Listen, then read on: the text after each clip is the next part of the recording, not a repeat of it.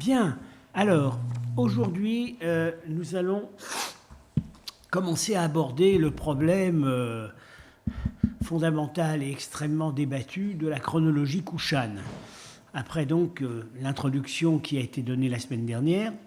Alors, ce problème de la chronologie Kushan doit se traiter d'après deux blocs de sources. C'est ainsi qu'on l'a toujours abordé. Les sources chinoises, principalement, mais non exclusivement, le Huanshu, également maintenant les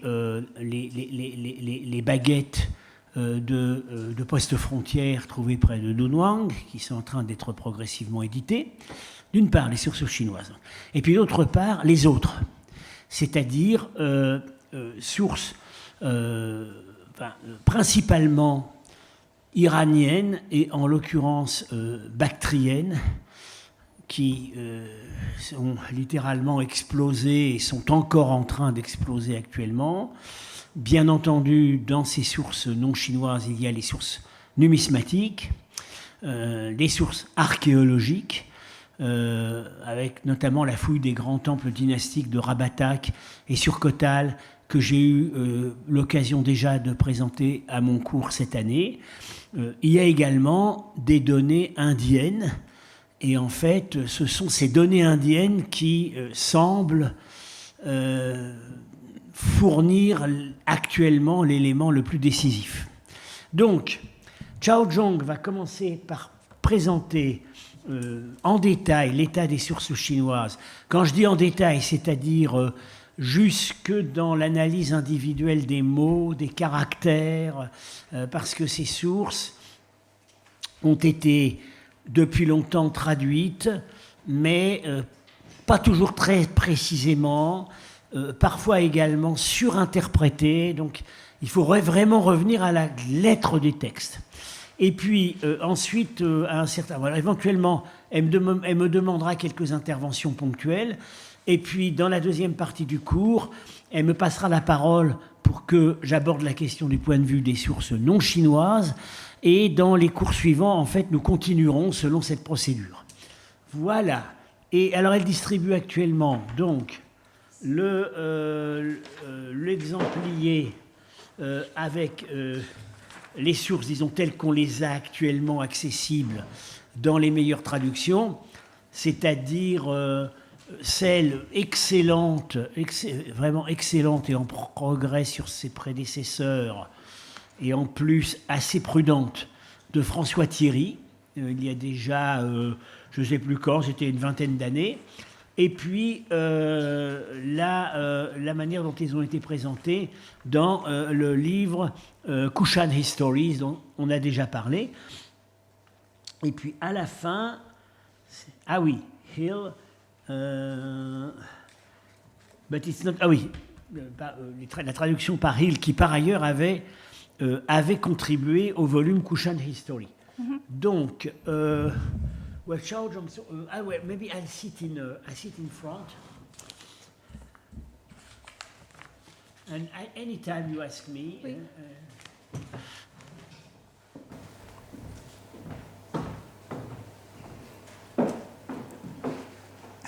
Donc, bonjour à toutes et à tous. Cette séance sera divisée en deux parties. Oui, comme France Grenet déjà expliqué. So here is today's outline. First, an introduction and basic sources, especially chapter 88 of the Houhanshu and current translation of this chapter. And I will start an intensive text reading, but only a part of it. And then we will discuss the dating of the life of Kujula Kadphises. So, yeah. In the end of the 20th century, the genealogy of the early Kushan rulers was solved by the Rabatak inscription. The founder was Kujula Kadphises, as both you all know. And then his son, Vema Takhto, his grandson, Vema Kadphises, and his great-grandson, Kanishka. Kanishka, or Kanishka the Great, so called by modern scholars, frequently appears in Chinese Buddhist scriptures and late Chinese annals as a great sponsor of Buddhism, but in Chinese annals, he is mentioned as late as the 6th century, said to be the founder of a huge stupa in Gandhara. But in earlier chronicles, only 2 rulers of the Guishuang or Kushan kingdom are ever indicated. That is Qiu Zhouque and his son Yan Gaozhen. Here I gave 2 kinds of romanization, pinyin and white giles.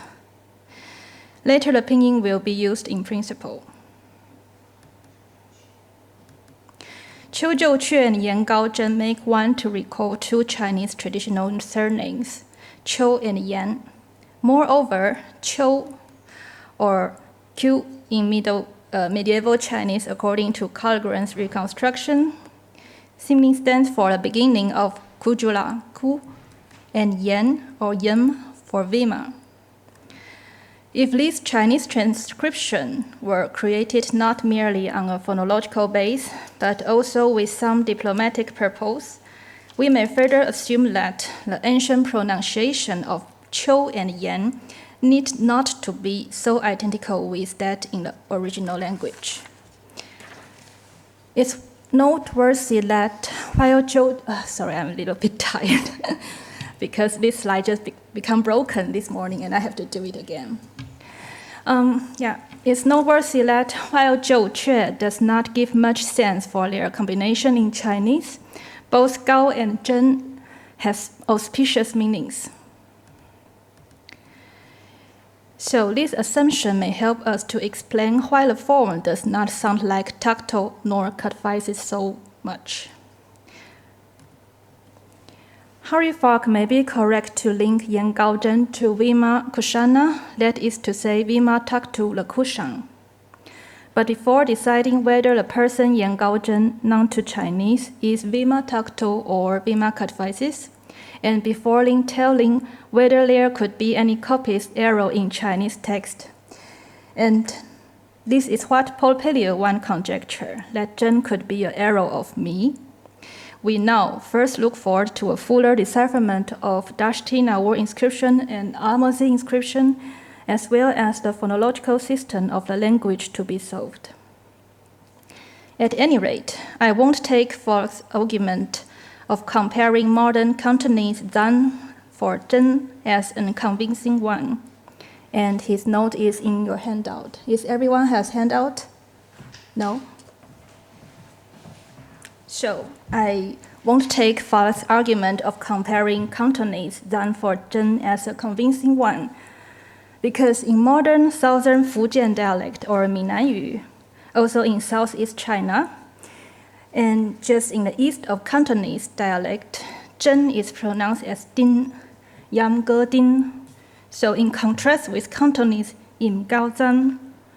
So in my eyes, it is very risky and also quite arbitrary that a certain modern dialect is chosen as a neat solution without investigating the huge varieties among modern dialect and pre-modern data. So far, the only safe equivalent of Kushan in ancient Chinese literature is Guishuang here. So you see the mouse? Okay. The element ya in Gui differs from Ku or Go in their Indic, Iranian, and Greek forms. Perhaps the unknown language will give us some hint, and I hope so. But so far as I can see, one should not exclude the possibility that the 2 characters Gui and Shuang were chosen by Chinese officers or by the first Kushan envoys to China for their meanings, so that the pronunciation of Gui is approximate to Ku, but not exactly the same, because Gui means noble, precious, and Shuang means frost. And it's a little bit strange that, except for the proper names related to Kushans, the character Shuang is very rarely chosen to transliterate foreign names. Okay, do you know my point? So, as shown in this slide, there are only a few attestations of Gui Shuang in early Chinese annals before the 5th century, including 4 in the Hou Han Shu, the Book of the Letter Han, and the Book of Han or Hanshu. Hanshu or the Book of Han is the official name of the book. I have introduced its background in 2022 when discussing the relation between Sogdiana and Kangju. Pre-modern scholars usually refer to it as Qian Han Shu, that is to say, the book of the former Han. Maybe someone need one more handout, Franz? Yeah. Handout, please. Handout. Oh. Pre-modern scholars usually quote this Han Shu as Qian Han Shu, or the book of the former Han, because the common opinion is that among traditional Chinese intellectuals is that Hou Hanshu can be perceived as a sequel of Li Hanshu. And this common opinion is very important because it affects on how a reader should understand the text and analyze the peculiarities of the Hou Hanshu. So you see the single attestation of Gui Shuang in the Hanshu occurs as one of the 5 Shihous in the entry on the state of the Da Yue Zhi. Shihou is a Central Asian title of nobility of unknown etymology. The original language is unknown either. This title will be discussed in other sessions, and I recommend you to first consult the essays written by Etienne de la Vessière and Nicolas Sims-Williams, Jabguya, Origin and Early History in Encyclopedia Iranica. So in brief, it's a Central Asian title of nobility, and very likely Yavuga or Yawa in Prakrit and Zawu in Greek, as shown by coins of some coins of Kujalak advices. And in Nia Kharoshthi documents around the 3rd century, it appeared as a personal name, and this title was adopted by Old Turks in the form of Yapgu or Yehu, transcribed in Chinese.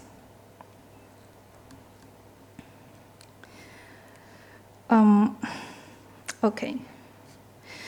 Gui Shuang does not appear in the early chronicle Shi Ji. Here I modify my slide in 2022 for fitting our topic this year, and we'll use this slide repeatedly.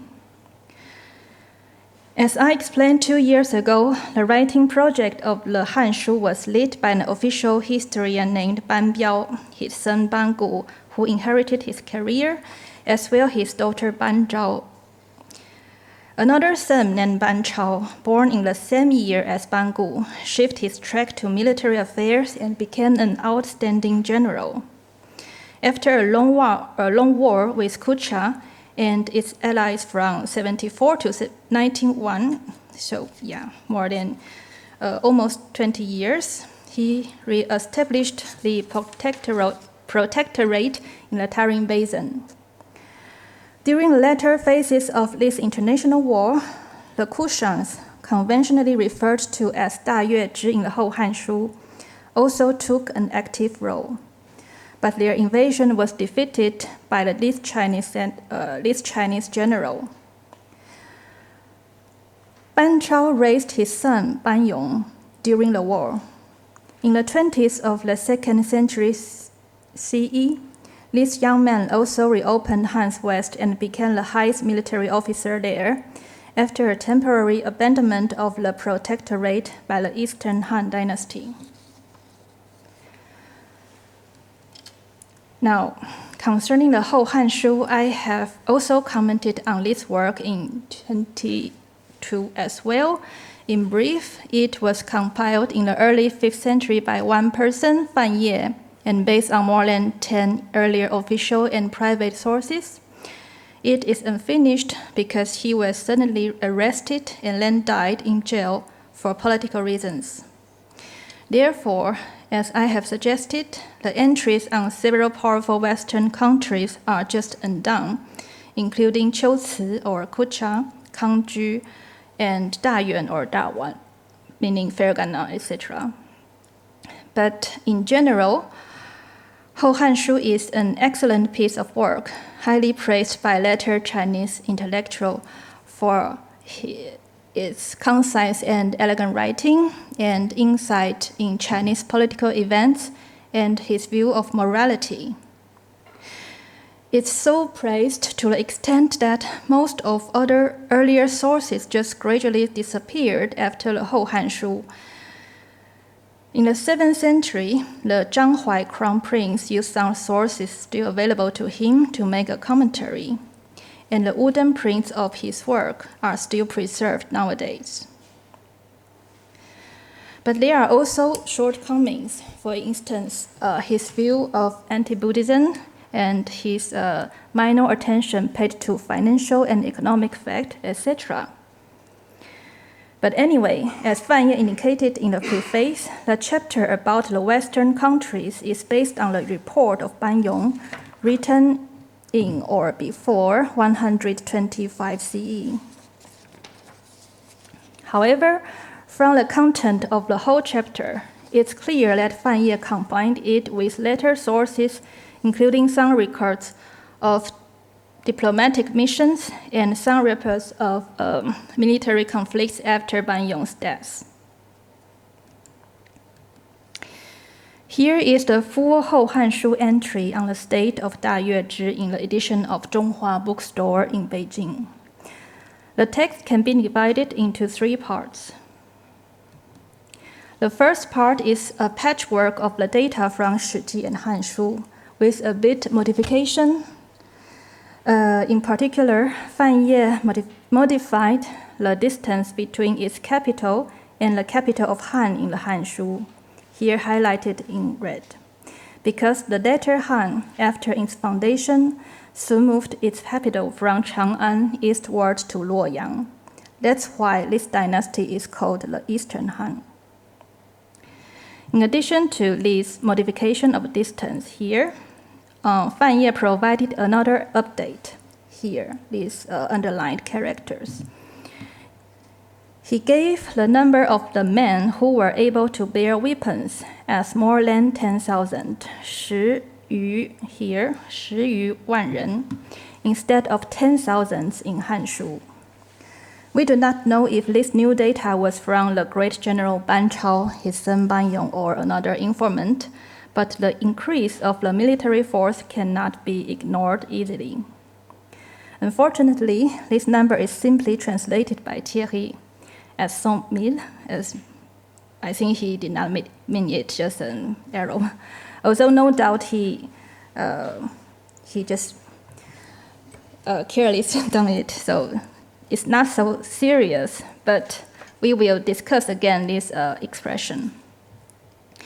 So, after doing this patchwork for the first party, Fan Ye made a very concise summary on the early history of the Kushan kingdom by rephrasing a long narrative in the Shiji and the Hanshu into just one sentence. Here, for giving you a rough idea about how he summarized, here I quoted Thierry's translation. Au début, les Yuezhi avaient été vaincus par les Xiongnu et ils se déplacèrent jusqu'au Daxia. Ils partagèrent ce royaume en Xiumi, Shuangmi, Guishuang, Xiaodun et Dumi, tous les 5 gouvernés par un Xihou. Okay? And this paragraph is to be discussed in the next session. The final part is what we will read intensively today. It concerns the new information unknown or omitted by the authors of the Hanshu, and therefore uniquely preserved in Fan Ye's Hou Hanshu. Concerning the current translation of this entry, that you can see some of them in your handout. The representative ones include Eric Thurier, François Thierry, and Harry Falk, and the icon Z, T, and F are to denote them. Thurier's translation is almost entirely adopted by Yu Taishan, a senior researcher in the Chinese Academy of Social Science in Beijing, in his English translation of the chapters on the Western countries in several chronicles that we have used during our seminar 2 years ago about Tongdian. But Yu Taishan invariably translates Guo that refers to an ancient polity as state, and he transformed early romanization system to pinyin. Thierry's translation is based on Churchill too, I would say. While Falk, he relied more on Hill's translation in the Through the Jade Gate, China to Rome, first published in 2009. And Hill, in his turn, published a revised edition of the book in 2015. This version is what you can read in the handout.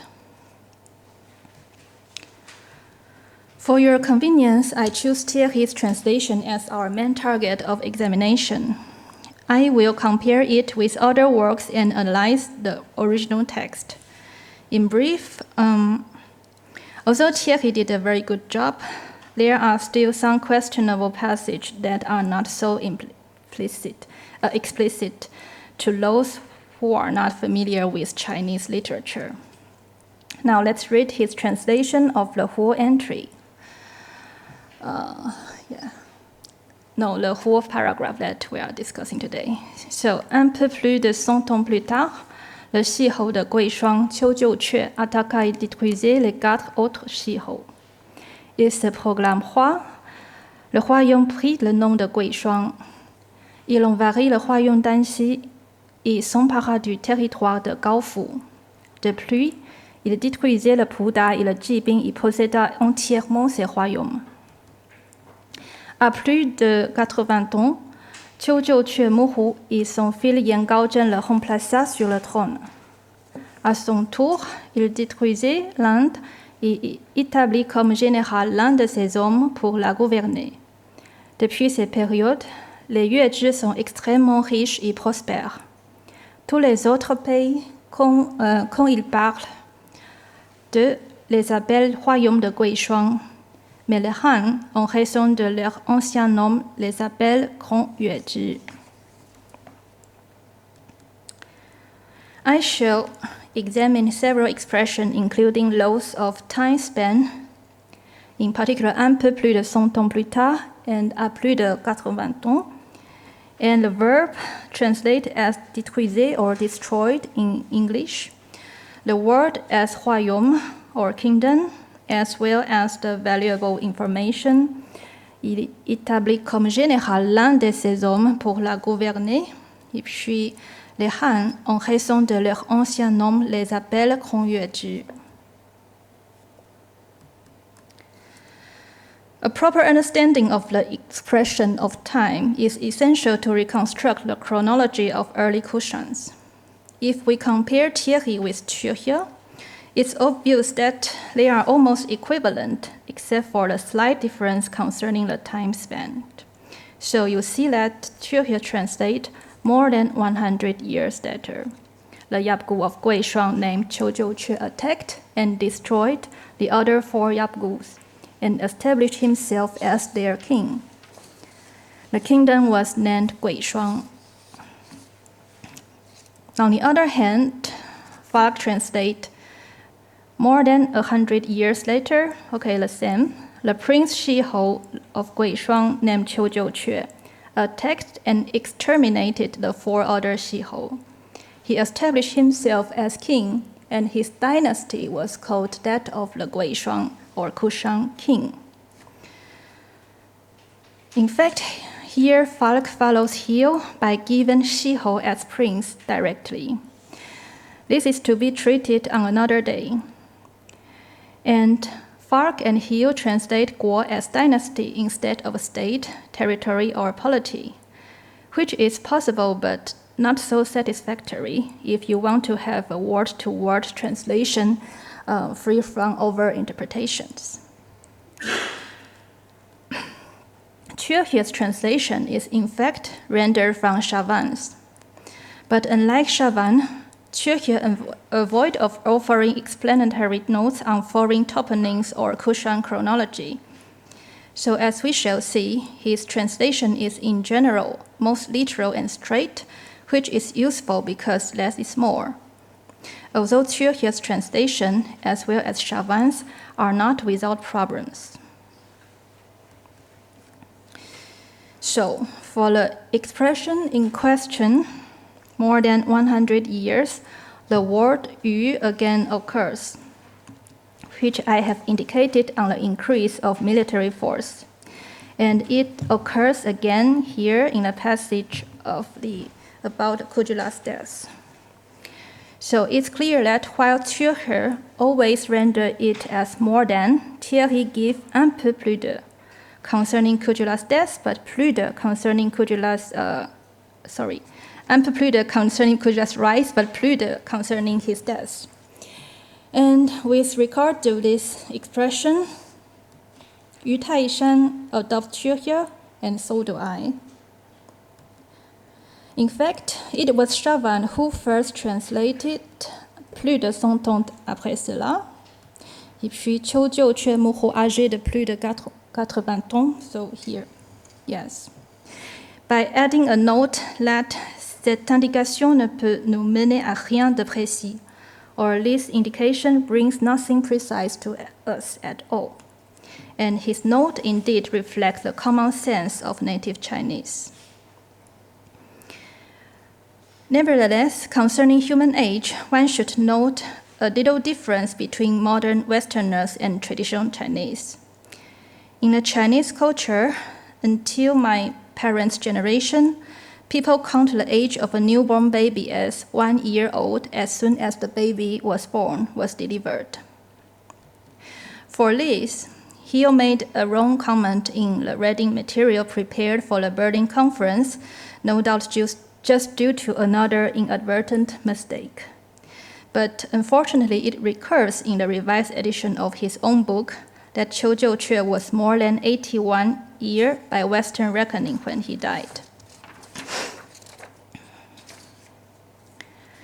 During the Berlin Kushan conference, I reminded this problem when we moved to the biography of the General Ban Chao, that the age of 31 in Chinese text is to be taken as 71 to 70, in Western reckoning in the strict sense. This remark was accepted, so that if you see Hill's revised note in Fox volume contradictory to his own book, you don't have to be so much surprised. Although this would seem too detailed in the eyes of some scholars like Fussmans, I think it is still necessary to investigate the approximate numbers in the Hou Hanshu. Otherwise, our discussion on the chronology of Kushan rulers cannot be truly placed on an objective and scientific ground. The character yu, literally extra, surplus, remain, residue, etc., is the word commonly used to indicate a rough number. Every native Chinese may have his or her own concept on how to estimate the number by using this character. And here the curve is just to give a very rough impression in my concept that it is not a curve of normal distribution. Because when the value is closer to the 200, then one should consider to express it as nearly 200, etc. And it is also possible that the value around or more than 150 could be just expressed as 1/200, that is to say 1 or 200. So do you get my points? Now, the curve implied by Thierry's translation is more narrowed, and a similar view is applied in Kuwayama's recent theory, as I shall explain later. But on the other hand, Yu Taishan's concept is similar to mine, so that when he wants to give an estimation of the age when Cujula died, he just gets it around 85.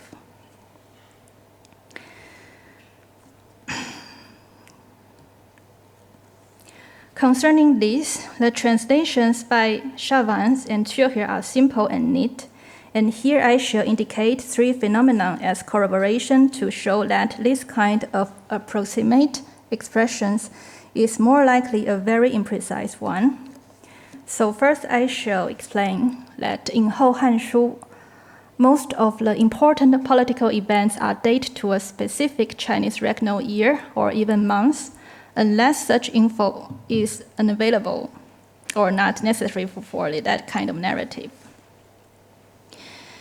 And that means there are a lot of events happened in the western regions dated by Fan Ye to this regnal year and that regnal year, and during this Chinese emperor's reign or another. And it is quite strange to my eye that for this breaking news of Kujula's rise, Fan Ye merely gave an inaccurate statement. We should consider the possibility that Fan Ye was just unable to link this event to any reign era in China or any emperor, either because he just had no better data at all or because he received contradictory reports. And second, we should examine Fan Ye's writing habit. And I found counter-evidence to exclusively interpret Bai Yu as a very narrow concept of less than 110. And in order to prove that these counter-evidence are not exceptional, I will also do a very preliminary statistic analysis.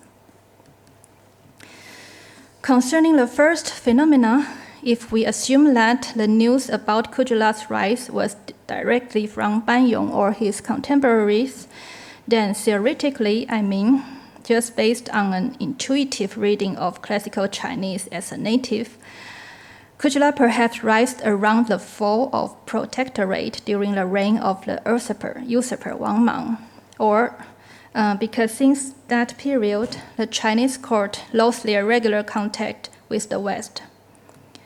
So it means that that kind of news may come or may happen around this blank area.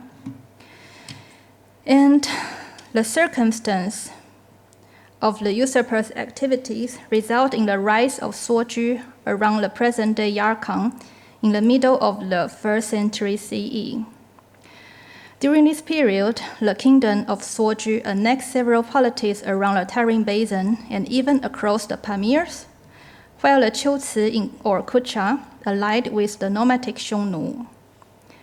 These two camps blocked the traffic between the Han, China, and Central Asia for several decades until Ban Chao broke the situation. So, if this naive intuition is correct, just a working hypothesis, then historically, Bai Yu in the passage would denote a value.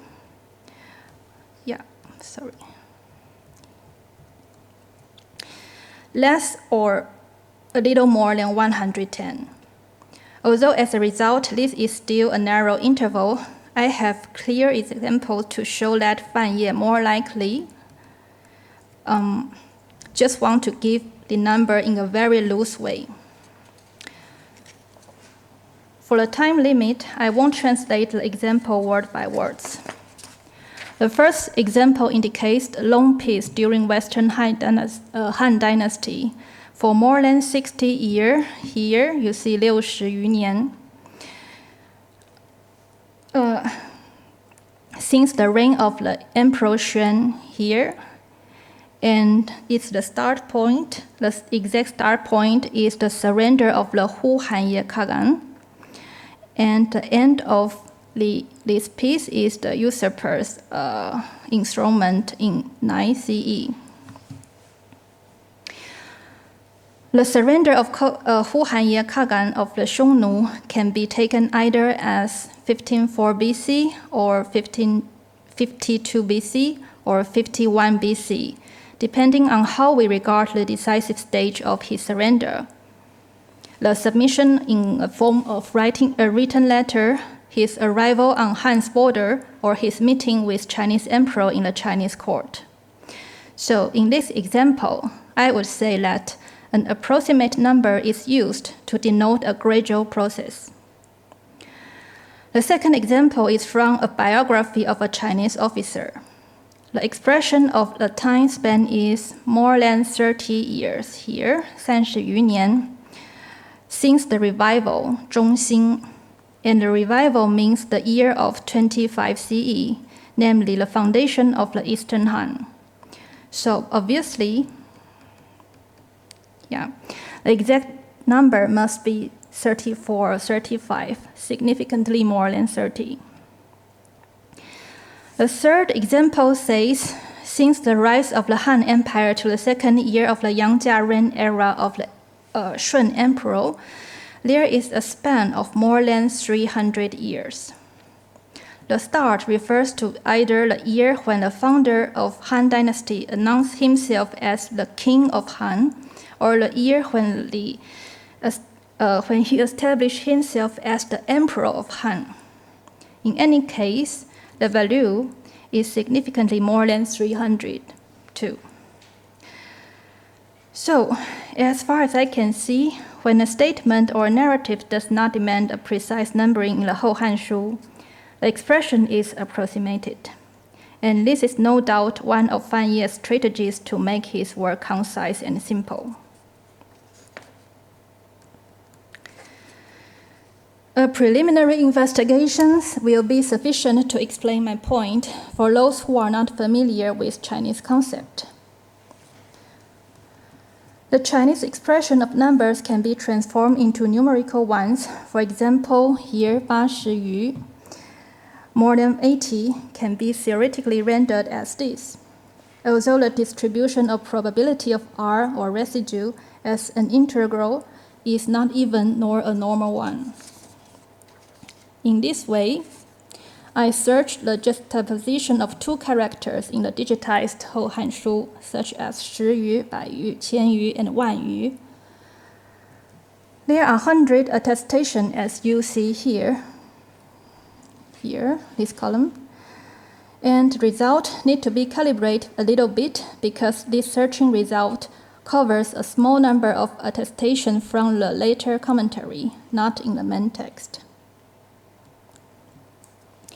A tricky thing is that the juxtaposition of these two characters, 十 and 余, can be extracted not only from the expression of several tens, but also from expression of 十余万. And it means virtually more than 11 of 10,000. This is because Chinese take 10,000 as the unit to count huge numbers, and different from Western tradition to count by thousand, million, and billion. So, huge numbers are often encountered in the whole Hanshu with regard to population and size of armies. And this 十余万 is just what we read about the number of the military force in Kushan Kingdom. And this is to be distinguished from 十万余, and the latter definitely means a number of under 11 of 10,000. So can we go to next slide?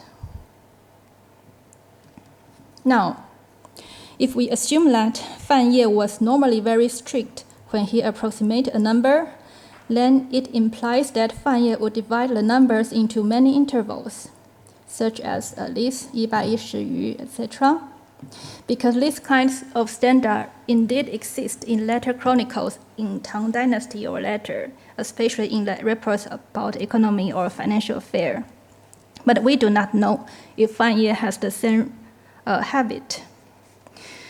And that means we can make assumption. If 百余 really means less than 110 in whole Hanshu, then there should be a lot of attestation of this kind of expression there, comparable with the data we just found here.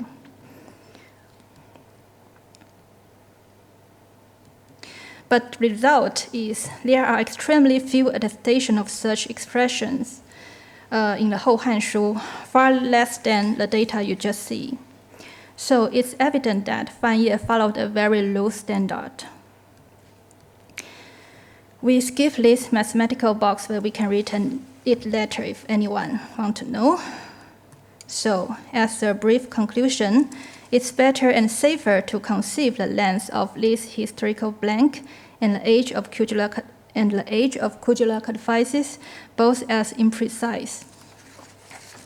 So Chavant was correct in my eyes, and the most ideal range is to be narrowed down by the evidence from other fields. Now, let's return to the story. More than 100 years later, the Yabgu of Guishuang attacked and destroyed other 4 Yabgus, and so Qiu Jiuque established himself as their king. The kingdom was named Guishuang. Here, Qiu clearly indicated what is fulfilled, added by himself, the words, named, other, there, etc., which is not in the Chinese original text. I think this is a very good habit. To compare with the original text and other translation will be like this. So you can compare with this wooden print already in your handout. The verb what the 3 translators gave as establish, proclamer, and nome is the verb li. Literally stand up, erect. But this is not important because our translator just want to render the phrase of enthronement by good English or French. Now, it is obvious that both Chavannes and Thierry do not give any adjective or definition before the word king, just Hua. And this is what the original text says. On the other hand, perhaps because of the need due to English grammar, or even plus his own understanding, Qiu here gives their king, rather than a king or the king, although he does not make it clear whether we should understand this plurality as the 5 Shihou, or the Yuezhi and Daxia mentioned in the previous paragraph, or just Yuezhi as a people, which require plural in English. Moreover, if you compare with the wooden print offered by Chavannes as here, then you will find that there are 2 occurrences of the word for king, Wang here in yellow, but you only see 1 king in their translation. We can understand the reason that no doubt all of them agree with Li Xian's note here in a smaller characters.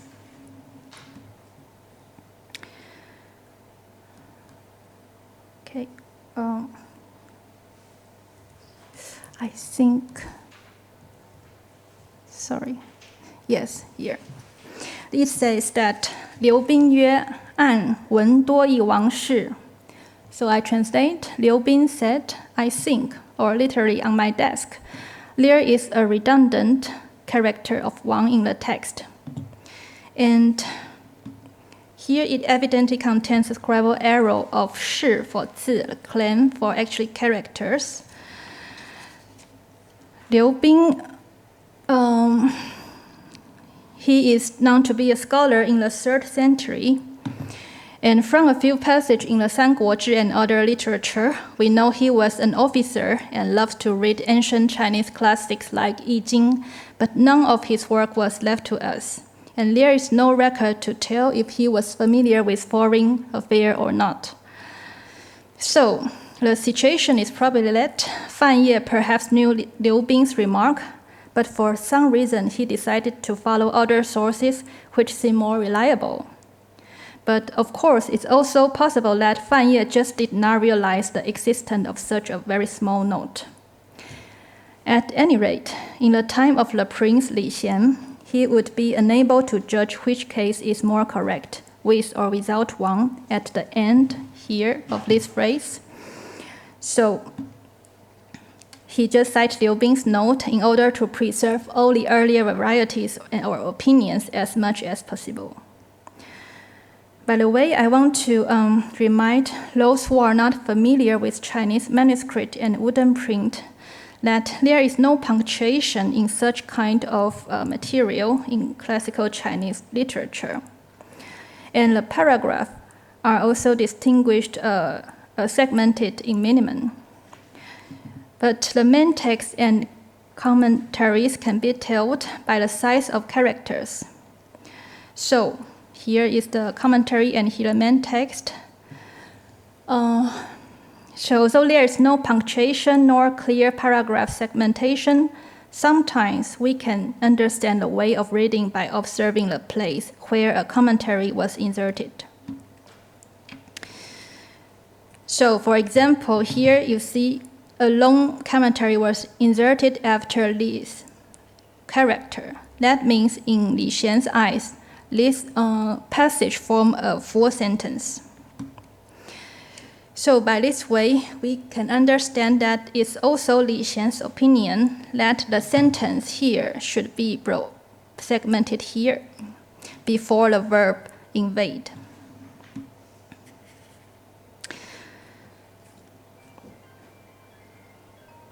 And if you look this illustration more closer, you see there seems to be some punctuation, but it is very likely Chavan's own. Now, in 1965, the Zhonghua Bookstore, that is to say the bookstore of China in Beijing, published its official edition just a few years before Chöhir's translation. I do not know if Chöhir largely relied on this edition or not, but it has become the official one in China until now.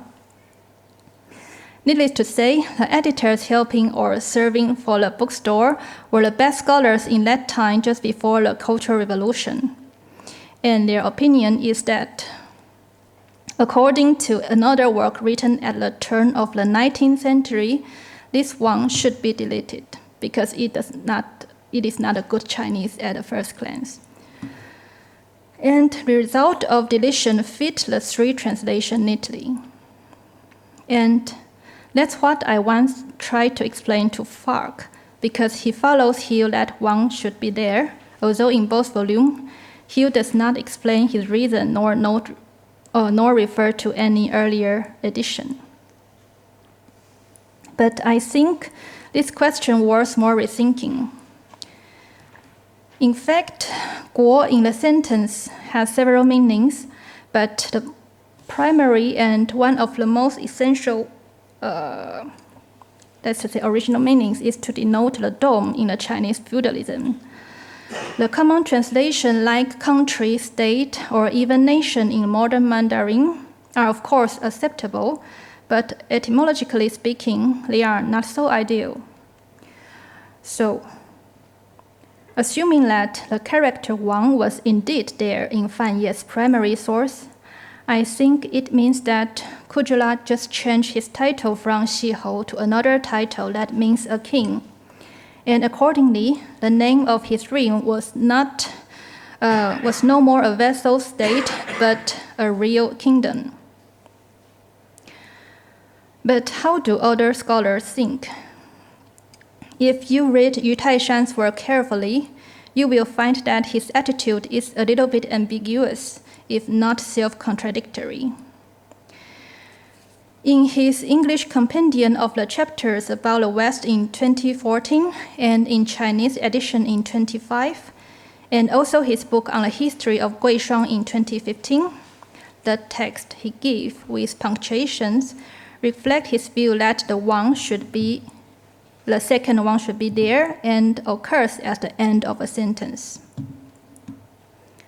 However, in his English translation and note, translation given there, you won't realize this difference because he just adopted Chöhir indifferently.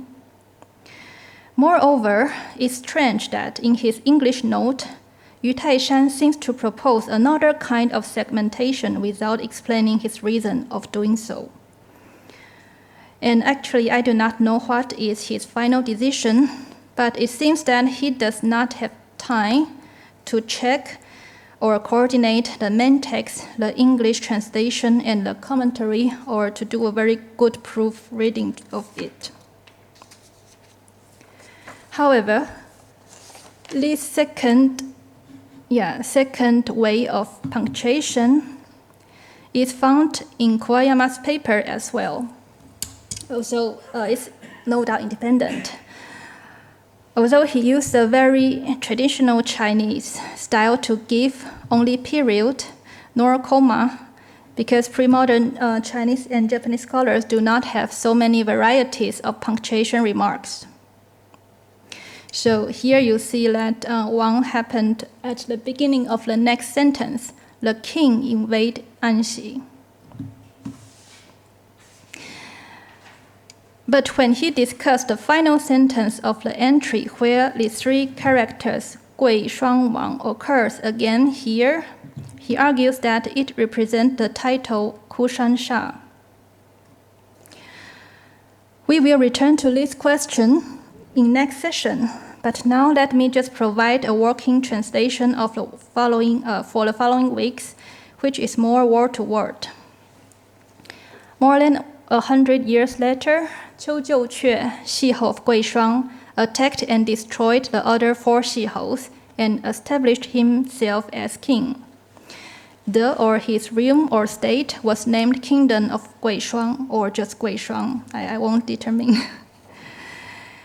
And the exact meaning of Gongmie, now I just temporarily follow Que here, but I will examine next week. Could have other better solutions. But now, as the final part of my discussion today, I just introduced Kuwayama's chronological theory about the year of death of Kujula Cadaphysis.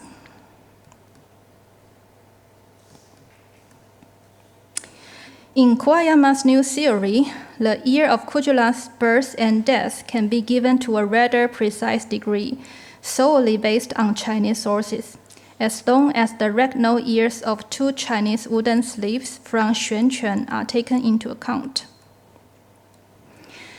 In 2022, I have explained the site and its abundant discovery, so in brief, the corpus are dated from middle of the Western Han to the very beginning of the Eastern Han. But among the more than 20,000 pieces of finding, only 2 slaves mention the Xihou of the Dayue Zhi. Although Guishuang Xihou is not attested there, Kuwayama assumes that Xihou no more existed after Kujula unified the country. Therefore, 36 BC can be taken as the upper limit of Kujula's rise. This will match his another assumption that the point to count more than 100 years later must be no late from the Yuezhi's arrival to the Amudarya, because in his eyes it must be a very quick process to control a new territory by conferring the title Xihou to local rulers. So, in this way, and in counting Baiyu as a number less than 110, he believed that the upper limits of Kujula's rise can be safely narrowed down to the, 36 to 28 BC.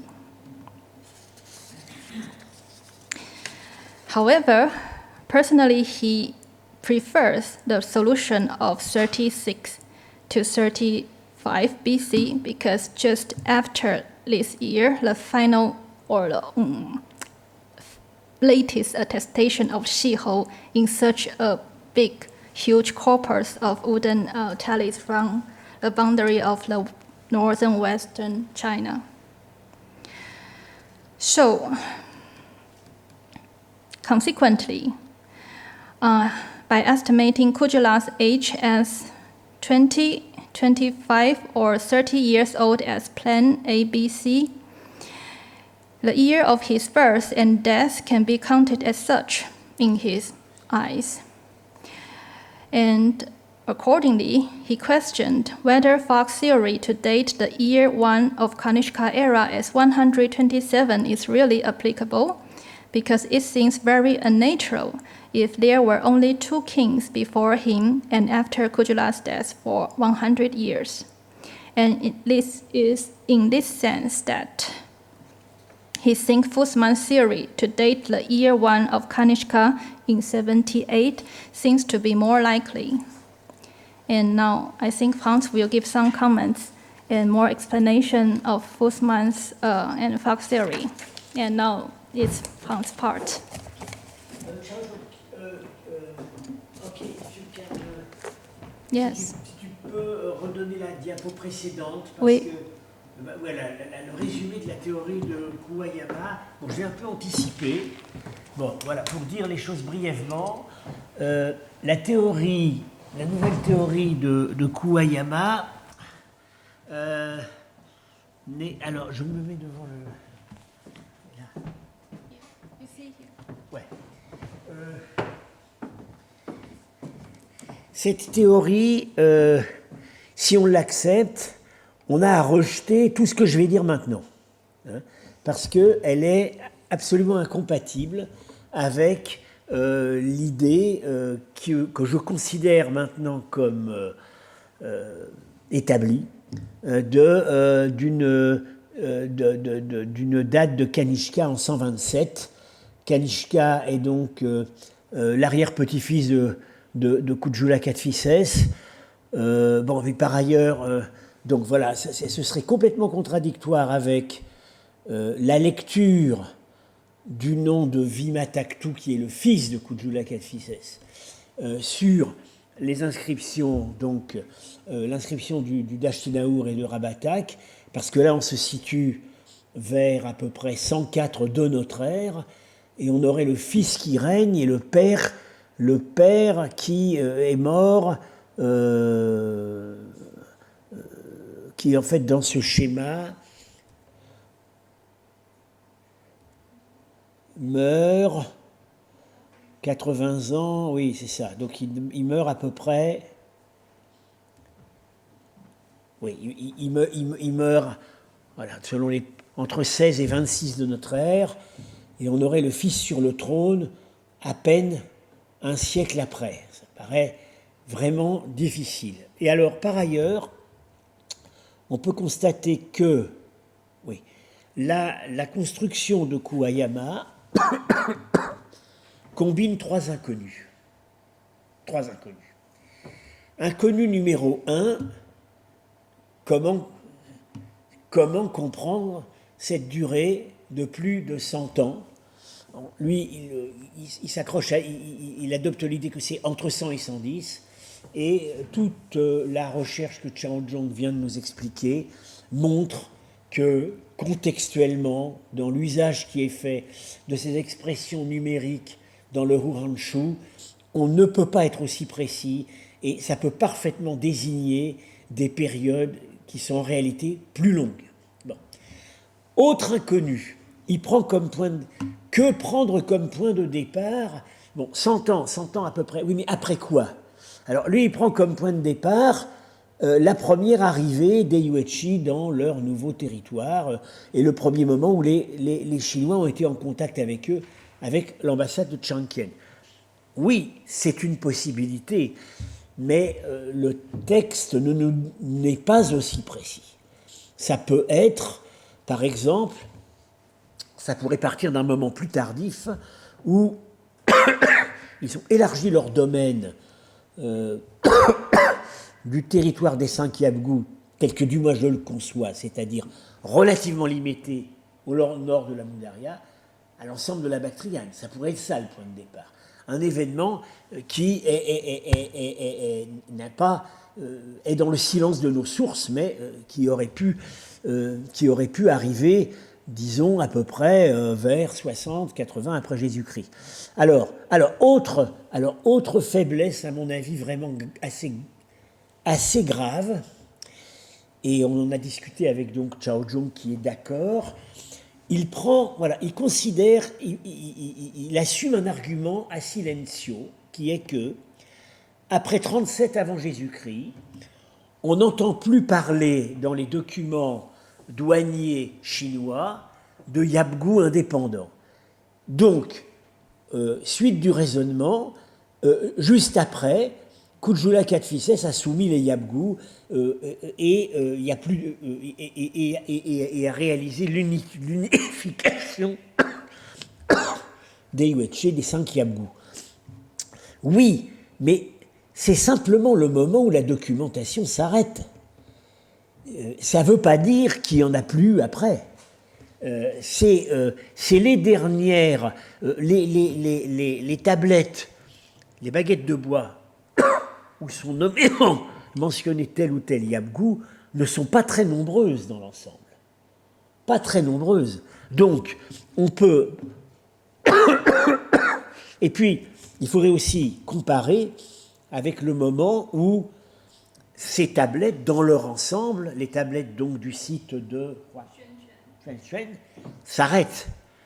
Est-ce que c'est longtemps après cette date? Est-ce que c'est pas longtemps après cette date? Donc, ce silence, en fait, ne peut pas être utilisé comme argument. Parce que... Vous connaissez la date finale de ces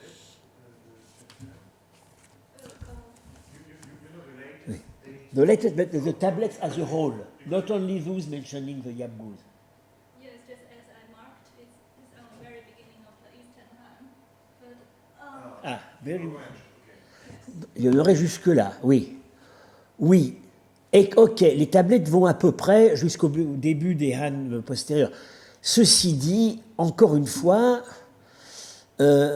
c'est beaucoup s'avancer que de considérer que l'absence de mention de Yabgu individuel après cette date signifie qu'il n'y en avait plus. Donc, moi je considère que la théorie de Kuwayama est la combinaison de trois inconnus. Bien. Alors, et que par ailleurs, ça, Kuwayama est tout à fait clair là-dessus, le seul système chronologique proposé sur la base d'autres sources, des sources non chinoises, qui serait compatible avec sa vision, c'est le système Fussman. C'est-à-dire Kanishka, en 78 après Jésus-Christ. Là, bon, voilà, on arrive à tuer Kujula, à peu près 50 ans avant. Bon, c'est compatible pour la mort d'un arrière-grand-père. Voilà. Et alors maintenant, ce que je vais m'efforcer de montrer, et ça va m'obliger à revenir assez en arrière dans le débat historiographique, parce que ça mobilise beaucoup de données. Je me suis efforcé, dans l'exposé qui va suivre, je m'efforce d'apporter le plus de clarté possible et surtout de nettoyer la bibliographie, parce qu'elle est énorme et en fait il y a beaucoup de choses qui sont devenues caduques au fur et à mesure. Donc il faut aller aux étapes essentielles. Alors, je commence par, donc, Chao Zhong a montré ce tableau sous une autre forme. On sait par l'inscription de Rabatak, parce que les termes employés sont sans équivoque, les termes iraniens. Kanishka est bien le fils de Vima Kadphises, le petit-fils de Vima Takhtou et l'arrière-petit-fils de Kujula Kadphises. Les termes iraniens employés sont en fait assez proches des termes latins, népos, pronépos, c'est tout à fait clair. Alors, deux petites remarques. Alors, les dates que j'indique là, ce sont les dates sur lesquelles je conclus. Enfin, en gros, ce sont les dates que nous avons adoptées dans le volume Kushan Histories, sur la base de la date fondamentale de Kanishka en 127, et pour le reste, des estimations, mais qui ont des arguments. Bon. Deux points à souligner. Mais ça, alors, on a pour la dynastie Kushan, Fussman l'a remarqué, ça paraît assez bizarre, un système où on a toujours le fils qui succède au père, on n'entend pas parler d'autre chose, c'est un peu comme les pharaons. On sait que dans la réalité, ça ne devait pas toujours se passer comme ça. Et puis par ailleurs, mais ça c'est vrai après Kanishka, on constate que le petit-fils a toujours un nom formé sur celui du grand-père. Et ça aussi, c'est pas possible, ça n'arrive pas dans la réalité. Il y a toujours eu un enfant qui est mort avant, au moins, peut-être pas pour cette période, mais pour la période qui suit Kanishka, on a l'impression, d'une part, et après Kanishka, on les a encore sur 4 générations. On a l'impression que les noms sont en fait des noms qui ont été reçus au moment de l'accession au pouvoir. C'est la seule façon de comprendre comment le petit-fils porte toujours le nom du grand-père. d'autres... Bon, mais ça, il y a des exemples. On pense que chez les Sassanides, ça se passait de la même façon, parce qu'on a des exemples de rois sassanides qui n'avaient pas le même nom au moment où ils sont arrivés au pouvoir. Bien. Et que, d'autre part, cette succession linéaire de père en fils a dû cacher des choses plus compliquées. Ceci dit, effectivement, du point de vue des monnaies, on a bien ça. On a cette succession tout à fait linéaire. Alors, autre point qu'on commentera plus tard, parce que c'est vraiment à l'amont de tout cela, il y a un débat qui n'est pas clos pour savoir si Kujula Kadphises n'aurait pas émis des monnaies sous un autre nom, des monnaies où on ne lit ni Kujula ni Kadphises, mais où on lit Kushan. C'est les premières monnaies où on lit Kushan, sous le nom Eraos, dont certains font un titre, alors, ce qui complique un peu les choses. Alors, il se trouve que ces monnaies sont des belles monnaies d'argent, les premières monnaies où on trouve le mot Kushan. Leur aire des circulations principales est bien localisée, et c'est effectivement la principauté qui, selon le Ranchu, s'appelait la principauté Kushan, c'est-à-dire, bon, je reviendrai là-dessus, près de la rivière Oxus, dont le nom est mentionné aussi en association avec cette principauté. Même Falk est d'accord avec moi sur ce point. Et donc, ce personnage émet des monnaies, de très belles monnaies dans cette zone. Ces belles monnaies d'argent pourraient indiquer qu'il a déjà le contrôle de la Bactriane du Sud, parce que c'est là, au sud-est, où on a accès aux mines d'argent. Est-il Kujula Kadphises dans une première phase de son règne? Il y a des arguments pour, il y a des arguments contre. Voilà. Donc, on reviendra là-dessus.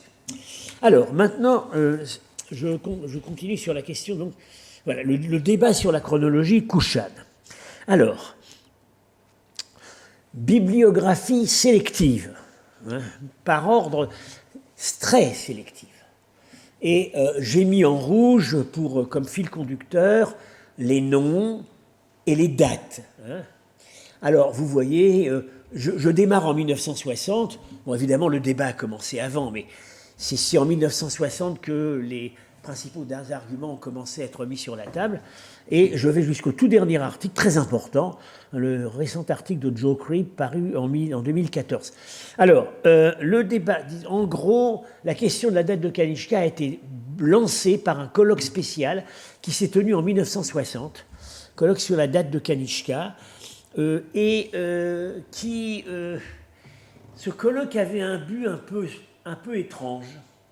L'idée, c'était d'arriver à un consensus démocratique sur la date de Kanishka. Voilà, un accord. Or, c'est pas comme ça qu'on résout une question chronologique scientifiquement. C'est l'un ou l'autre, on produit des arguments. Alors, il se trouve que quand le colloque s'est terminé, une moitié du colloque disait 78 et l'autre moitié disait 127. Voilà. Et donc, ça a posé les bases. Bien. Alors, ensuite, le débat a été rouvert de manière vraiment exhaustive par Fussman, qui n'a jamais cessé de s'y intéresser, à partir du document épigraphique Kushan, où il a publié les inscriptions du Dashtinaour, dont on a déjà parlé, puisqu'elles sont maintenant à nouveau éclairées par celles d'Al-Masih. Voilà, bien. Il n'a jamais cessé de s'intéresser à la question, puisque même s'il publiait plus d'articles véritablement après cette date, il les réimprimait. Il les faisait réimprimer. Donc, il ne les reniait pas. Bon. Alors, il faut savoir que cette bibliographie il y a beaucoup de choses qui sont obsolètes là-dedans. Il y a toute une école de numismates, plutôt deux écoles de numismates, les uns à Vienne, un autre à Saint-Pétersbourg, qui ont défendu des dates très basses pour Kanishka. Goebbels a mis Kanishka en 225-230 de notre ère, et Zeimal à Saint-Pétersbourg 278 de notre ère. Alors, il faut savoir qu'aujourd'hui, disons, voilà, le plus ou moins consensus, c'est que Goebbels, par exemple, a pris pour la date des couches, la date de Kanishka plus 100, qui est une ère par ailleurs attestée.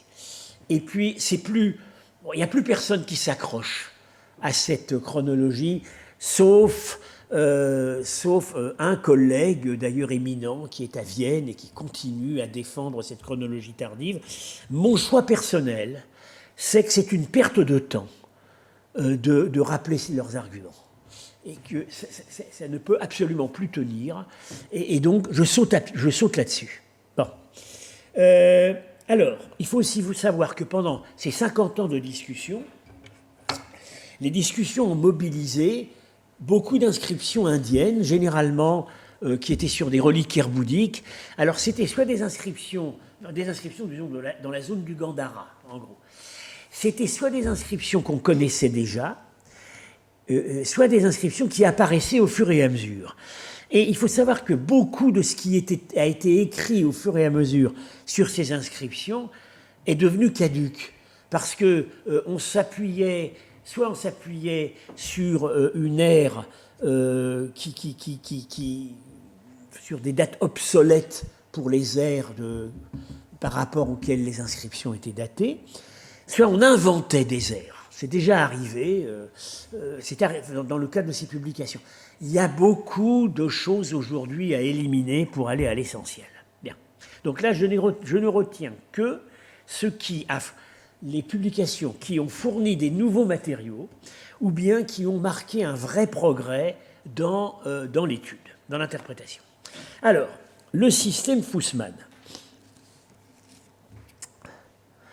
Alors, jusqu'à ces derniers articles, Fussman a défendu la date de 78 de notre ère, qui d'ailleurs avait été aussi celle proposée par André Maric dans ce colloque en 1960. Donc, je vais indiquer les arguments. Alors, il faut savoir que il a défendu cette date jusqu'à la fin, mais il vacillait quand même un peu. Dans son article de 98, voilà, article de 98 qui a été republié dans son recueil d'articles en 2014, donc il ne le reniait pas, cet article. Il écrit ceci. Dans l'ensemble, ces sources permettent, avec un large degré d'incertitude, il est vrai, de placer l'an 1 de Kanishka en 78 de notre ère. J'ajouterai qu'en soi, cela n'a guère d'importance. Alors, il venait de passer 30 ans à dire le complot. L'expérience montre qu'il importe peu à l'historien de l'Inde que Kanishka ait commencé à régner en 78, 100 ou 120. Cela ne modifie guère notre perception des changements intervenus en Inde du Nord aux 2 premiers siècles de notre ère. Pour ma part, je vois là les scintillements de la conscience. Je pense qu'il se rendait compte que son système était quand même de plus en plus fragilisé, mais il s'était trop engagé je vois que ça fait beaucoup rire Étienne, il s'était trop engagé pour reculer. Bien. Alors, la thèse de Fussman, c'est que donc, ère de Kanishka, c'est 78 de notre ère, c'est une ère indienne bien connue, ce qu'on appelle l'ère Shaka. Saka, ça veut dire site. Alors, il se trouve que cette ère Saka de 78 est l'une des 2 seules ères indiennes anciennes dont on soit sûr. Pourquoi ? Parce qu'elle continue jusqu'à aujourd'hui. Elle continue à être employée dans certains contextes.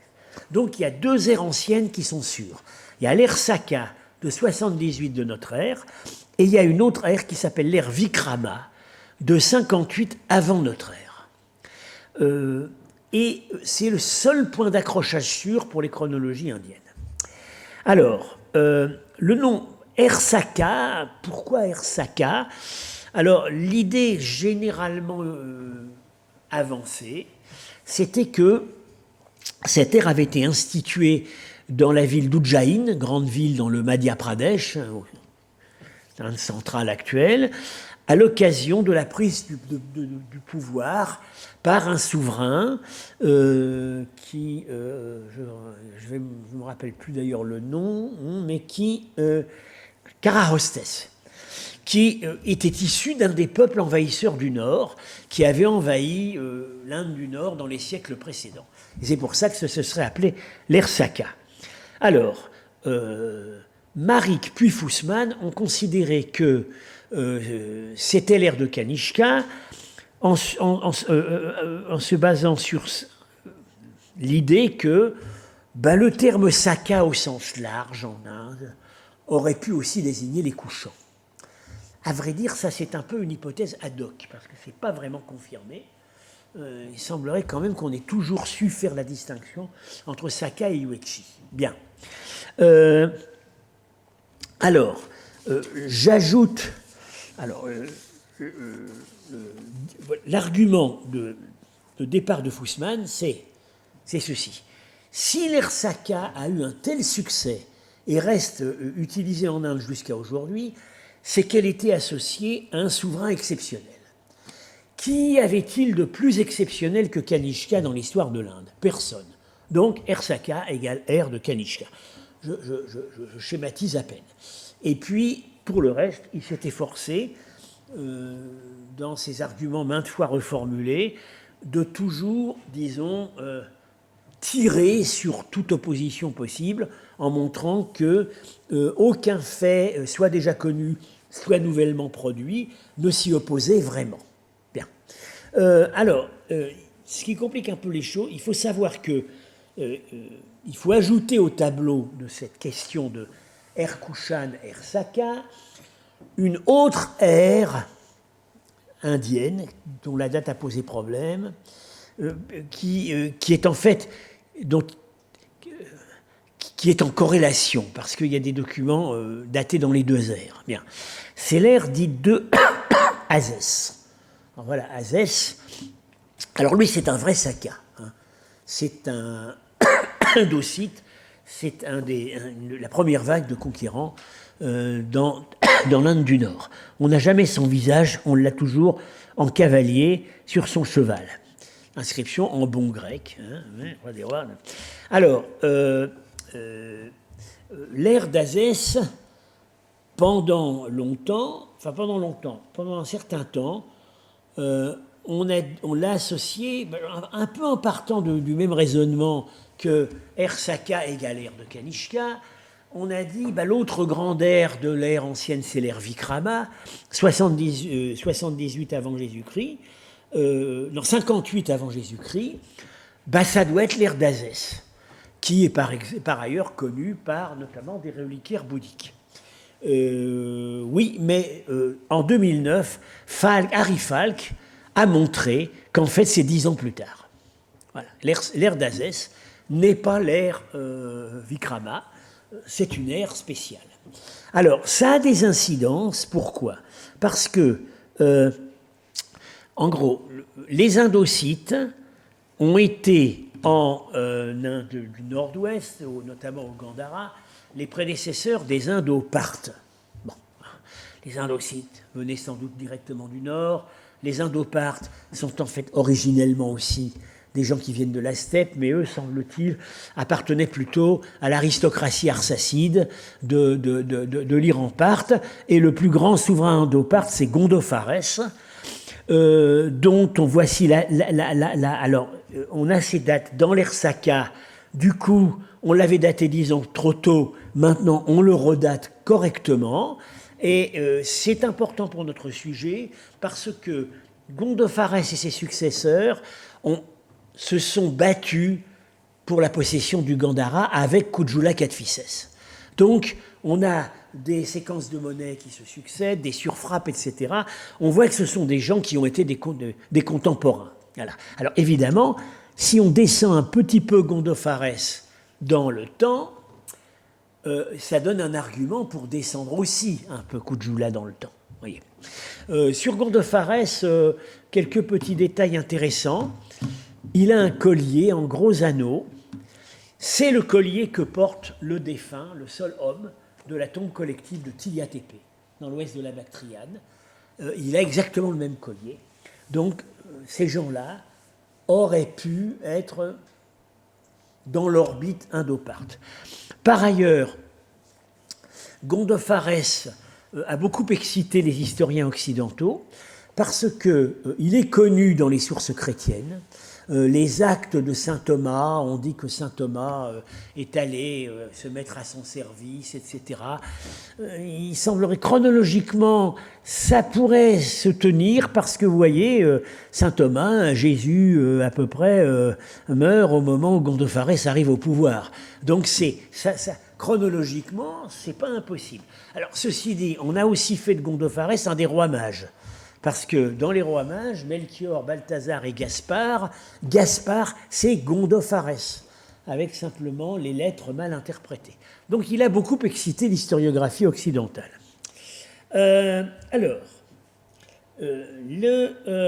Donc les arguments de Fussman, le rejet par Fussman de faits qui pouvaient sembler aller en contradiction avec son système. Il y a d'une part l'examen des sources chinoises, pour lesquelles il n'a pas du tout la même lecture que celle que nous propose Zhao Zhong, c'est-à-dire qu'en gros, lui, il considère qu'il n'y a pas de Vimataktu dans les sources chinoises, il y a simplement Kanishka à qui succède, qui est précédé par Kujula, à qui succède Vimakatphises, et puis après il y a Kanishka, et voilà, bien. Et puis donc, Fussman a également discuté dans ses articles sur les synchronismes indo-parthes éventuels, en rejetant d'une manière vraiment très très discutable des arguments qui étaient proposés par Joe Cribb, disons, Kanishka Fussman tirait toujours vers le haut des dates de souverains, dont Cribb montrait qu'ils avaient surfrappé ou étaient surfrappés par Kujula. Bon, maintenant, encore une fois, maintenant que l'ère d'Azès et Gondopharès descend dans le temps, on est plus confortable pour un système, pour dater ces règnes contemporains. Alors, il y a eu, dès le début, un problème s'est posé à Fussman. Problème qu'il n'a jamais vraiment résolu de manière convaincante en fonction de son système. C'est qu'on a une date de 279 qu'on trouve dans deux endroits. On la trouve dans une pierre à Surcotal. C'est une inscription inachevée où on lit à peu près rien, mais on lit la date 279. Et puis cette date de 279, curieusement, on la retrouve, et ça Fussman ne l'a jamais nié, dans la version bactrienne de l'inscription du Dashtinaur, Moi Gorpiaios en 279. Donc, en 279, il s'est visiblement passé des choses intéressantes. Mais que faire de cette date de 279 ? À quoi la relier ? Alors là, voilà, c'est le... À quoi la relier ? En 1974, quand il publie donc pour les inscriptions du Dashtinaur, bien, il dit ça doit être en rapport avec une ère qui a commencé vers 250 avant notre ère. Ben, on en connaît une, c'est l'ère des Parthes, l'ère arsacides, moins 247.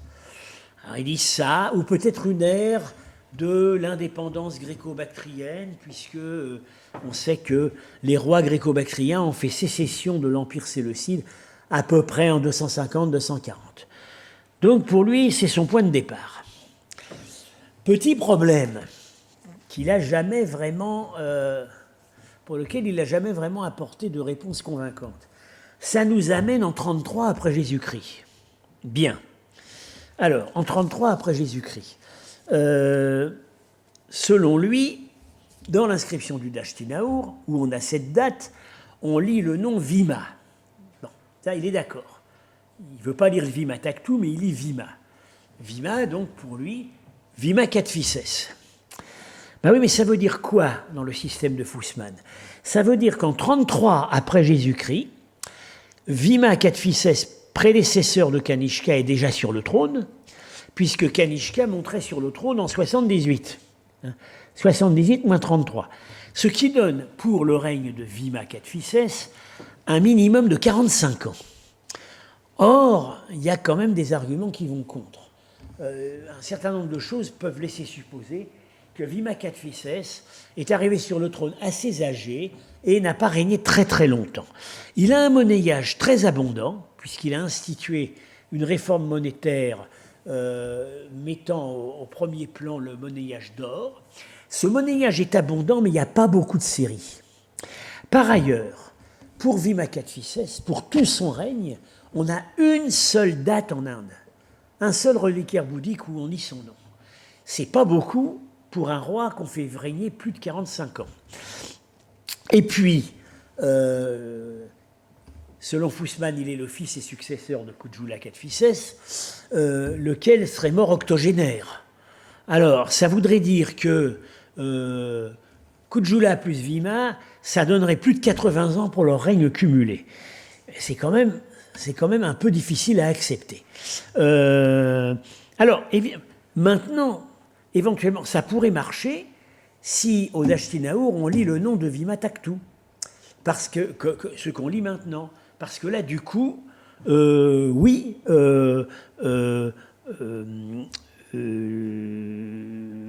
si marcherait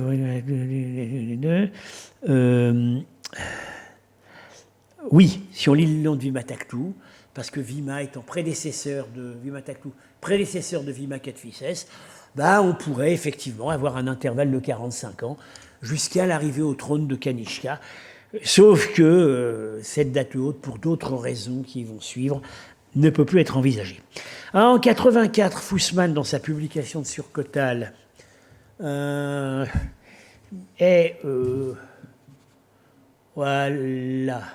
il est déjà plus prudent. Il mentionne d'autres systèmes. Et puis alors, en 98, ça c'est quand même assez curieux. Il continue à parler de cette date de 279, mais il ne mentionne plus l'ère arsacide. Il ne propose rien en échange. Et il écrit « L'an 279 est antérieur, probablement de fort peu, à l'an 1 de Kanishka, et correspond à l'une des dernières années du règne de Vima Kadphises. » Oui, mais antérieur de fort peu à l'an 1 de Kanishka. Ça l'oblige, en fait, il ne le dit pas, à abandonner l'idée de l'ère arsacide. Parce que si c'est l'ère arsacide, on est en 33 avant. Antérieur de fort peu à l'an 1 de Kanishka, qui est 78 après, ça devient assez compliqué. 45 ans, c'est pas fort peu. Bien. Alors, que faire maintenant de cette date de 279 ? En fait, si on dit adieu à l'ère arsacide, il n'y a que deux alternatives possibles. Alors, il se trouve qu'il n'y a pas très longtemps, 2010, Claude Rapin a trouvé qu'en Bactriane, à un certain moment, on a daté d'après une ère de 206. Alors, cette ère de 206, ce serait ce qu'il appelle l'ère eutydémide, c'est-à-dire ce serait le vrai moment de l'indépendance de la Bactriane. C'est le moment où le roi Séleucide, Antiochos III, a vainement tenté de reconquérir les provinces de l'Est. Il a dû y renoncer. Il a signé un traité de paix avec le roi gréco-bactrien qui s'appelait alors Eutydème. Il lui a donné sa fille en mariage. Il est parti. Et il se trouve que Claude Rapin a publié des parchemins, deux parchemins bactriens qui sont datés d'après années 30. Et en fait, ça peut tomber, ça ne peut remonter qu'à ça. Bien. Donc on sait que cette ère de moins 206, elle a existé. Alors, si Fussman avait connu ça, ça aurait arrangé ses affaires. Ça aurait pu arranger ses affaires. Parce que, du coup, on aurait, pour l'inscription du Dashtinaour et l'inscription inachevée de Surkotal, 72 de notre ère, c'est-à-dire effectivement très peu de temps avant Kanishka. Ça lui aurait certainement plu, mais il n'a pas connu cet argument. Et puis de toute façon, cet argument aujourd'hui, il tombe, puisque maintenant, sur l'inscription du Dashtinaour, on lit Vima Taktu. Donc, ça ne peut plus marcher pour mettre Vima Katvises. Alors, autre solution pour cette date de 279, et c'est la solution que j'adopte, qu'adopte Cribb, et qui a été adoptée dans le volume Kushan History. C'est une ère dont on sait maintenant, et Fussman l'admettait, hein, elle date un certain nombre aussi d'inscriptions indiennes, c'est une ère qui s'est instituée en 175-174. Et elle est connue dans les inscriptions indiennes comme l'ère Yavana. Ça veut dire l'ère des Grecs. C'est un moment où il s'est passé des choses importantes dans la domination grecque en Inde. Alors, là, il y a encore une petite incertitude, mais qui joue seulement sur quelques années. Selon Claude Rapin, c'est le moment où, en fait, il y a eu un accord de paix entre deux souverains grecs qui se sont partagés, au moins en théorie, la totalité des possessions grecques en Asie centrale et en Inde. Hein?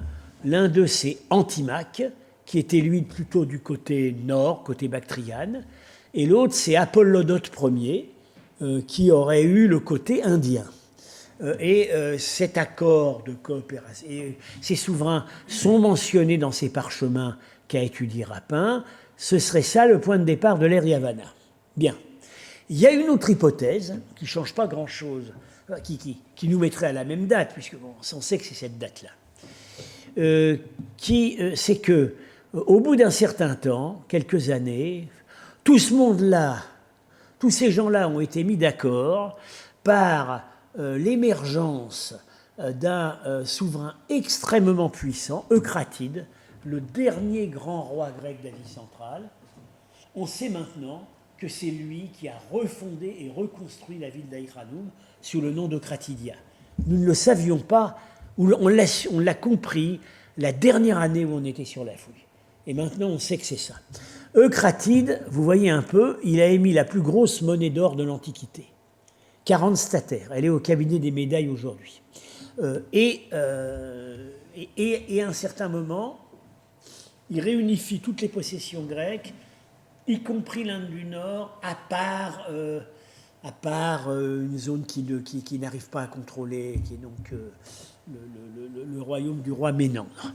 Voilà. Aujourd'hui, dans mon esprit, je tiens la balance entre les deux. Ça peut être l'accord de paix entre ces deux souverains, ça peut être l'arrivée sur le trône d'Eucratide. En tout cas, on est en 175, 174. Donc du coup, là, on arrive à quoi? On arrive à ce que cette date mystérieuse de 279, qui est donc l'inscription de Vima Taktu au Dashtinaour et l'inscription inconnue de Surkotal, ça nous met en 104 de notre ère. Voilà. Donc, pour moi et pour d'autres, c'est la bonne solution. On est sous Vima Taktu, deux règnes avant Kanishka, et Kanishka arrive en 127. Bien inutile de dire que Fussman n'aurait jamais accepté cette solution, parce que ça mettait cette inscription, donc, où on lit clairement le nom au moins de Vima, à la fin du règne de Kanishka. Donc, c'était pas du tout acceptable pour lui. Donc, je dirais, des faiblesses. Dans le système de Fussman, il y a eu dès le début des faiblesses intrinsèques sur la base de matériaux qu'il connaissait, hein, puisque c'est lui qui a publié ici et là, c'est lui qui a discuté donc de ces inscriptions de 279, et on voit très bien que ça ne marchait pas dans son système. Il a essayé d'éluder la difficulté. Alors, Par ailleurs, le système Fussman a subi des coups vraiment décisifs sur la base de deux découvertes.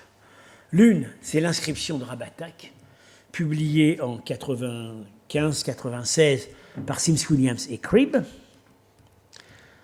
Et l'autre, c'est l'autre, ce sont des découvertes chronologie de datation d'air faites par Harry Falk. Alors, Rabatak.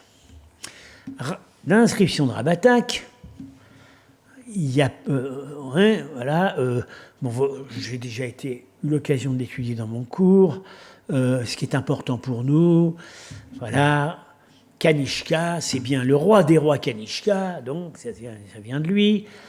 Il a ordonné de faire des images pour ses rois.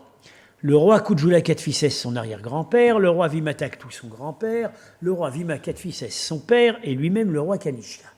Donc, à partir de là, on ne peut plus nier l'existence de Vimataktu, on ne peut plus nier qu'entre Kujula et Kanishka, il y a 3 règnes. Bien. Alors, comment Fussman a-t-il réagi? Mal.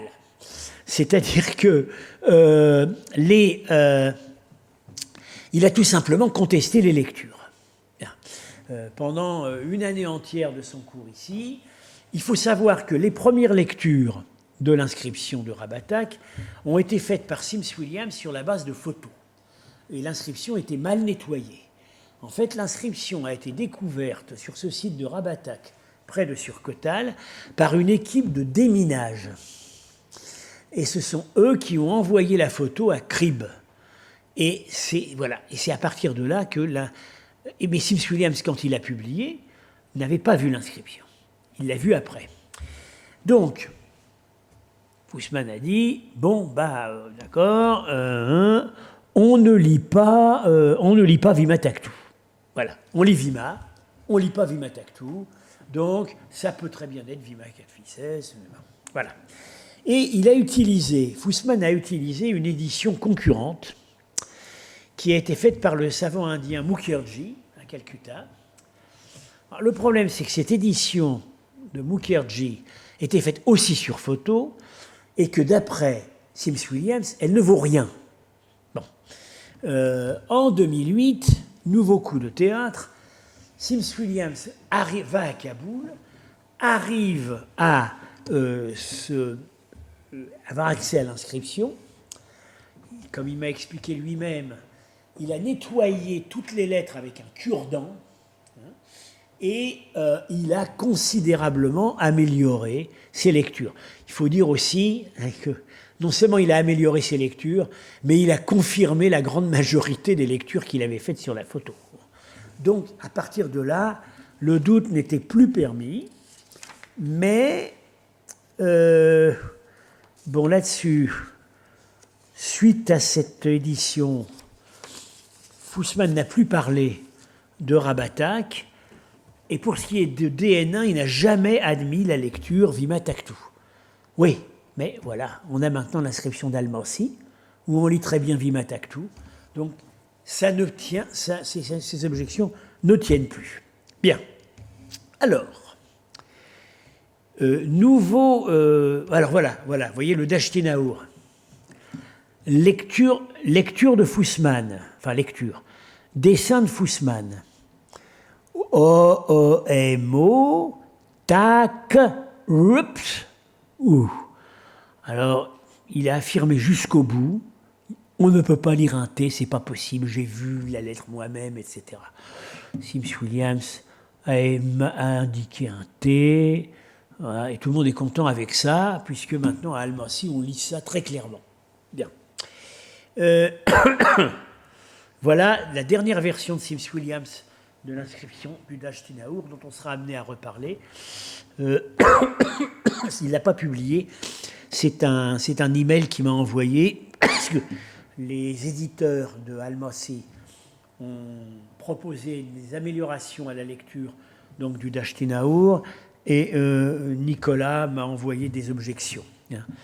année 279, donc je mets entre parenthèses, dans l'ère grecque 275, Moagorpiaios, jour 15, du roi des rois, le grand salut, Vimataktu, le couchant, le droit, le juste. Le Seigneur qui rend culte aux dieux. Oui, là je ne suis pas tout à fait d'accord avec Sims Williams, qui par sa propre autorité a acquis la royauté. Il a sacrifié à la pleine lune et il a fait le service des dieux. Et les gens ou les soldats, jusqu'au lever du soleil, ont bu le vin. C'est une inscription de victoire.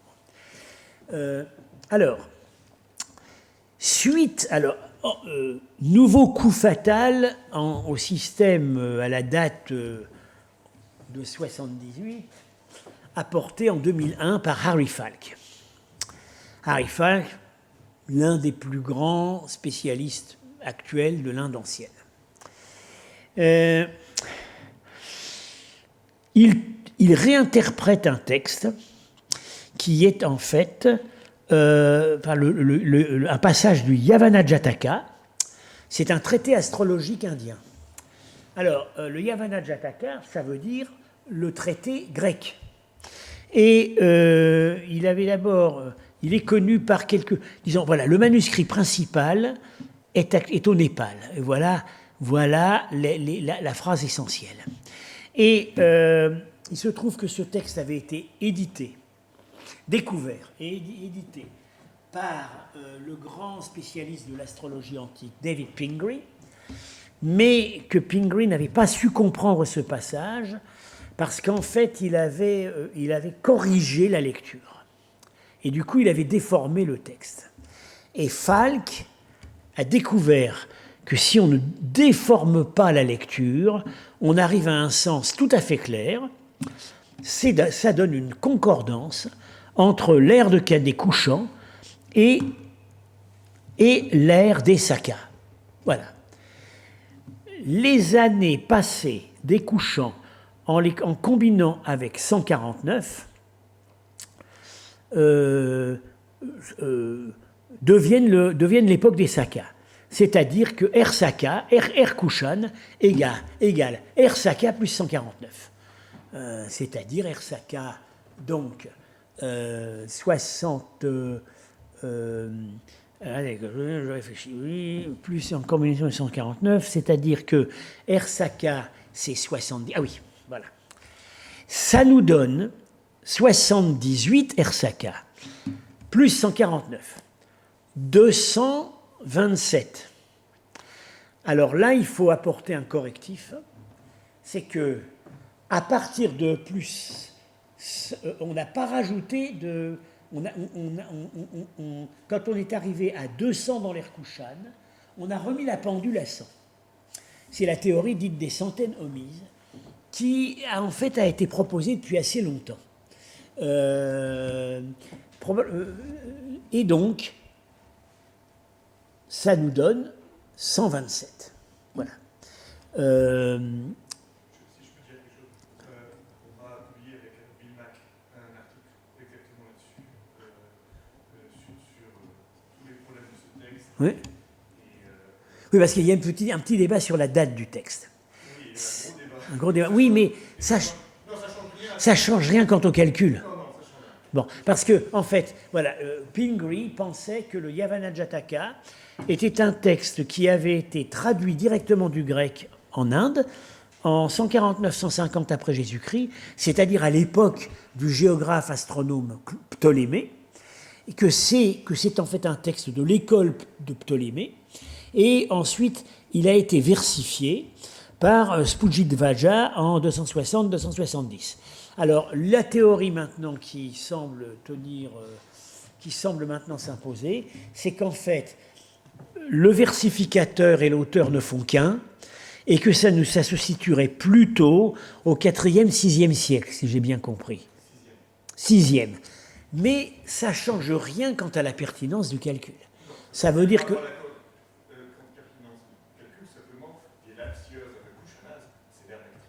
Comment ? C'est l'ère bactrienne. C'est la seule ère Kushan qui soit en qui existe encore au 6e siècle. Oui. Et donc c'est l'ère bactrienne. Ensuite, on peut, avec la théorie des centaines omises, voilà. on revient à l'ère Kushan initiale. Disons, voilà, on retombe sur 127 par un raisonnement. Donc, comment Fussman a-t-il réagi à quand même ce très grave coup? Il a réagi en écrivant Harry Falk propose sa théorie sur la base d'une importante correction du texte. Mais c'est pas vrai, c'est l'inverse. Il a rétabli le texte qui existait vraiment et qui avait été trop corrigé par l'éditeur. Bon. Donc là, je dois dire que l'objection de Fussman était quand même relativement de mauvaise foi. Alors, Falk ne s'est pas arrêté là. Parce que, finalement, en 2009, avec Bennett, un spécialiste d'astronomie antique, il a réussi à recalculer l'ère d'Azès. Je vous ai dit, les problèmes sont liés. Hein. L'ère d'Azès, on la mettait en 68 avant Jésus-Christ, et il a montré en utilisant ce reliquaire qui porte la date dans les deux ères d'Azès et ère Yavanna. Il a réussi à montrer que l'ère d'Azès, en réalité,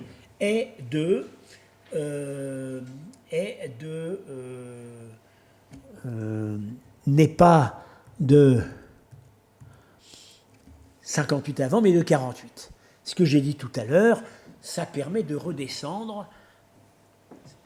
Gondopharès, les autres contemporains de Kujula, ce qui arrange nos affaires. Mais surtout, alors là, c'est le coup, la découverte fondamentale et qui balaye toutes les objections. Il a montré qu'avec ces redatations, on arrive à cette conclusion. Ère d'Azès, c'est l'ère arsacide, l'ère des Parthes, plus 200. Et l'ère Kushan, c'est l'ère Yavanna, plus 300. C'est-à-dire qu'en fait, ces ères, ce n'est pas véritablement des ères, ce sont des jubilés. Et donc l'Inde a connu un système où, un système très subtil en réalité, où il faut imaginer un entourage d'astrologues qui disait au souverain arrivé sur le trône, les astres ne peuvent pas être plus favorables à ton règne parce que tu arrives exactement 300 ans après ton prédécesseur illustre. Voilà. Et donc c'était en fait des revendications de rattachement politique rétrospectif. Et on comprend assez bien, Azès se rattache à l'ère d'Arsacide parce qu'il n'a pas voulu de l'ère des Grecs. Il a voulu se différencier. Or, ses origines, il suffit de voir comment il est sur son cheval, ses origines viennent de la steppe. Donc, tout naturellement, il va plutôt s'identifier comme un Iranien de la steppe qui est en rapport avec l'Empire parthe, et il ne va pas continuer un système de datation qui était le système des Grecs. En revanche, Kanishka ne va pas vouloir continuer l'ère qui avait été celle des rivaux indocites et indopartes qui avaient combattu ses ancêtres. Il va vouloir faire autre chose. Et pour ça, il va revenir à la référence à l'ère des Grecs. Et ce qu'on peut penser assez vraisemblablement, c'est qu'il avait il a peut-être eu une sorte d'identification rétrospective à Eucratide. Voilà. Le grand roi du passé qui avait réuni la Bactriane et la plus grande partie de l'Inde. Parce que, on le savait, de tous les conquérants grecs de l'Inde, enfin ça c'est un peu ma théorie, mais je l'ai déjà exprimée, de tous les conquérants grecs de l'Inde, celui qui était allé le plus loin, beaucoup plus loin qu'Alexandre, c'était Eucratide. Parce qu'il est arrivé jusqu'à Pataliputra. c'est-à-dire vraiment dans l'Inde gangétique assez basse. Hein. C'est Patna, c'est dans le Bihar. Il est arrivé jusqu'à Pataliputra, Eucratide. Et Kanishka, quand il nous donne la liste de ses conquêtes en Inde, la première année de son règne, dans l'inscription de Rabatak, il indique aussi qu'il est arrivé jusqu'à Saketa, qui est donc près de Bénarès, Sri Champa, qui est à la frontière du Bengale. Donc, il est le nouvel Eucratide. Alors, je ne sais pas s'il avait une conception, si on lui avait donné des informations historiques précises sur Eucratide, ce n'est pas impossible du tout. En tout cas, il a voulu, ou son entourage d'astrologues a voulu le rattacher à un conquérant prestigieux du passé qui avait réussi à prendre toute l'Inde gangétique. Voilà. C'est vraisemblablement comme ça qu'on doit voir les choses. Alors du coup, bon, je dirais, le système maintenant reçoit une cohérence tout à fait remarquable. Et en plus, nous devons donc à Étienne de la Vessière, ici présent, l'idée, non encore généralement adoptée, que l'ère des documents bactriens publiés, notamment les documents de Robe publiés par Sims Williams, on savait que ça tombait à peu près l'ère tombait à peu près vers 225. On a supposé, et d'ailleurs j'étais d'accord avec lui, que ça avait un rapport avec la conquête sassanide, une ère d'Ardashir, le premier sassanide, etc. Or, il est beaucoup plus vraisemblable maintenant de considérer que c'est l'ère Kushan plus 100. Comme en Inde, ils ont pris la même, c'est-à-dire... alors pourquoi est-ce qu'ils ont arrêté, ils ont remis la pendule à zéro quand ils étaient arrivés à plus 100, et qu'ils n'ont pas continué à le faire ensuite. Ça, vraisemblablement, c'est une histoire de routine de chancellerie. C'est que ils auraient pu continuer à mettre à jour. C'est que, en fait, la théorie des anciennes méthodologies, c'est une théorie indienne. Donc ça marche tant qu'il y a un royaume qui est à cheval sur l'Inde et la Bactriane. Oui. Donc, tant que cette théorie... Mais on sait que les Sassanides conquièrent la Bactriane à peu près vers 232. Oui.